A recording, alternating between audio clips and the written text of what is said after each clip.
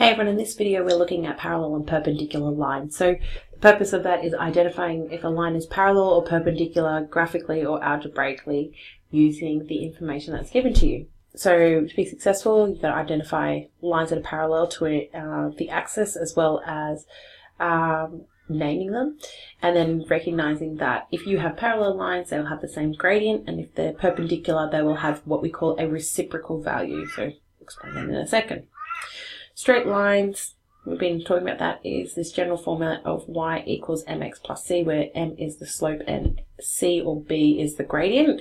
In the case of if you have a line and they both have the same gradient, it means that the line they will both follow that gradient regardless of where it is on the Cartesian plane. So to be parallel, we're looking at two lines that are equal distance. They never meet. That's the general form definition there. And perpendicular means it intersects at 90 degrees. So that means like a proper right angle fits in when those two lines cross each other or intersect. So before we get any, we'll have a look at some particular special feature parallel lines. These guys are the horizontal and vertical lines. You'll have a look here on my screen. I'm just going to make that a wee bit bigger for you and move that over. You'll see that horizontal lines, they have no slope. M equals 0. Now, if you multiply something by 0, you get 0, and you add something to it, then that is the number that you will add. So if we have a look at these ones here, y equals, so if I had it as mx plus c, mx would be 0 times x plus 2. Don't need to draw that. And then you can see that it still intercepts that purple one, still intercepts here at 2, but there is no other, it doesn't have a slope, it's flat. So when m is 0, there is no slope, it is a horizontal line. If you, so think of it as in like flat line, nothing's happening. Vertical line though, is that this is when it is undefined. Now, if you were trying to divide by 0, that's what you're essentially doing. That's when you get an undefined line. Because if you have something and you try and divide it by nothing, it's not something that you can do in mathematics. And it's what we consider undefined. So this line here has no y-intercept and it only has an x-intercept. So you can see here x equals 3. It cuts the x-intercept here at 3, but it does not cut the y-intercept, and it is a vertical line. So two things you need to note: if it has 0 gradient, it is a horizontal, and if it is considered undefined, it is vertical. Now, if we have a look at parallel lines here, I've got 1, 2, 3 parallel lines. Y equals 2x, that's this blue one here. Y equals 2x minus 4. So if you have a look, plus 4, it's just hidden behind that red bit there. And you can see that it's cutting the intercept, y-intercept is at plus 4. And this one here is negative 5, and it's the purple one. They all have this same m value. So that is the gradient. So you can see here, if I was to draw, you can actually have a look here with the grid lines, that there is like 1 and a bit. 1 and a bit, 1 and a bit. They're equal distance apart and they'll never meet. This line, this orange line, is also parallel to this purple line, and they're all parallel to each other. So you have to remember, parallel lines, same gradient, going to be the same value. Perpendicular, so those that are at 90 degrees. When you take those two gradients, and if you multiply them together, they will give you the product of -1. So if we have a look here at these black and red lines on this graph here, we can see that it's positive 2. So if we have a look at our axis here, I'm just going to use this point. It cuts at a really tricky spot here, but I'm trying to find one. It's essentially going up 1, 2, 1, 2, 1, 2, or 2, 1, rise over run.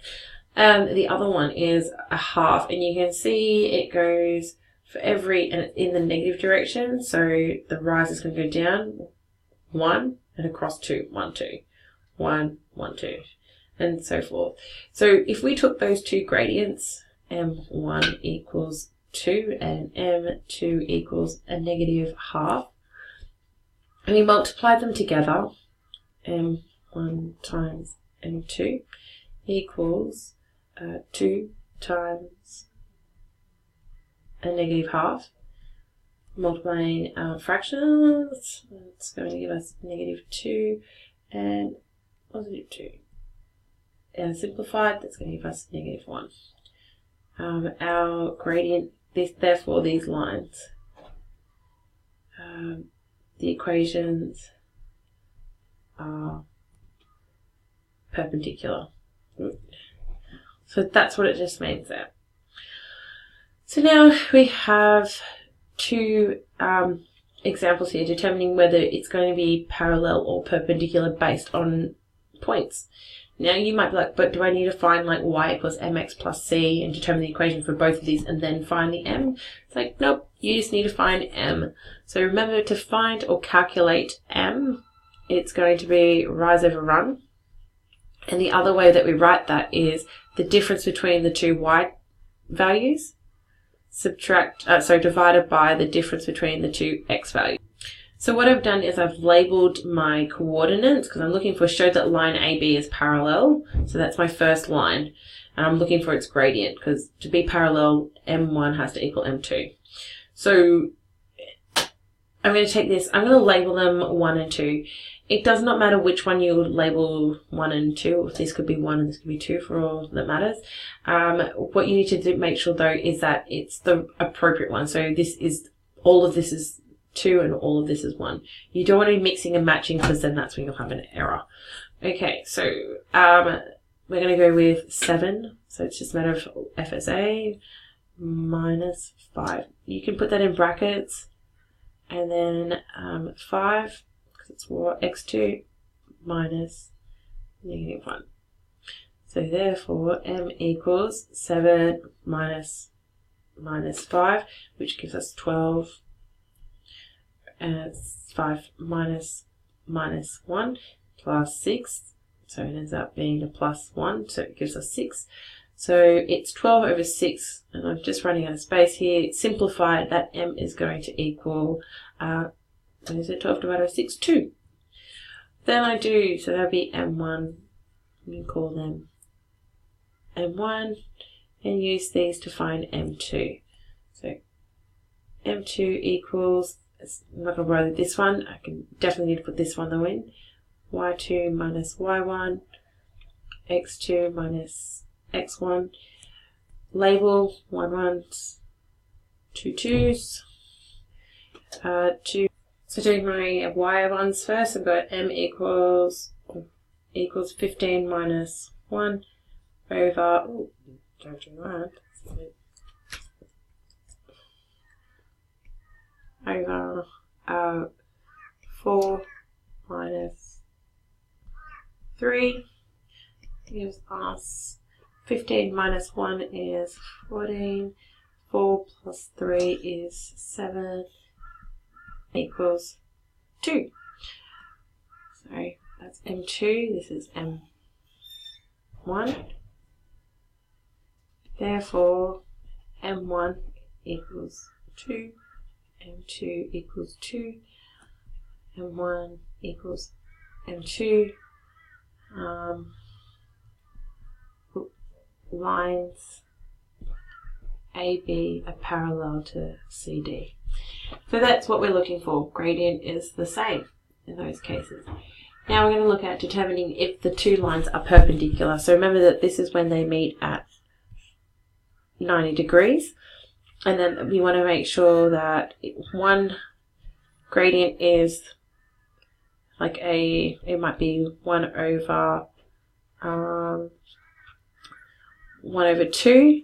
That M2 is going to be negative 2 then. It's the reciprocal and the opposite side because I actually have to cross each other. So one has to be positive and one has to be negative.